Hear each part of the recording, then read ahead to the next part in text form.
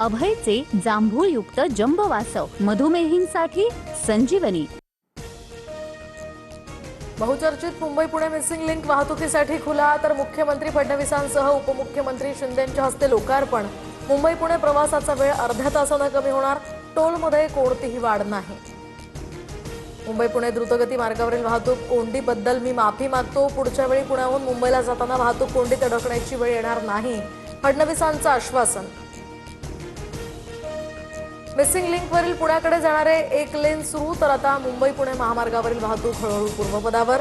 शिवाय वाहतूक कोंडीमध्ये अडकलेल्या प्रवाशांकडून टोल आकारू नका, उपमुख्यमंत्री शिंदेंचे आदेश।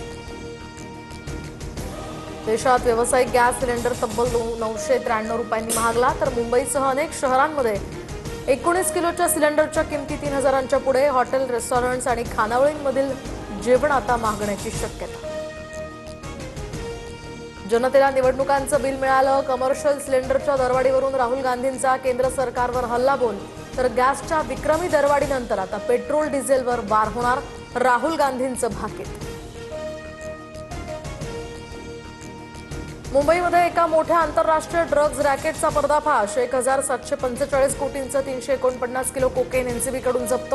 खुद्द केंद्रीय गृहमंत्री अमित शहांकडून या कारवाईबाबत ट्विट।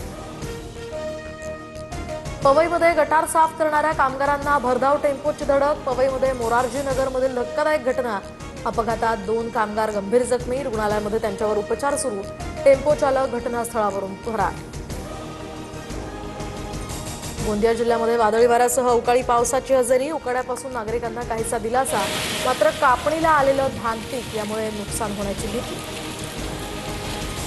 पालघरमध्ये मुंबई अहमदाबाद राष्ट्रीय महामार्गावर मिनी ट्रॅव्हलरचा अपघात, तर बसचा टायर फुटल्यामुळे नियंत्रण सुटून मागील भरधाव वाहनाची जोरदार धडक।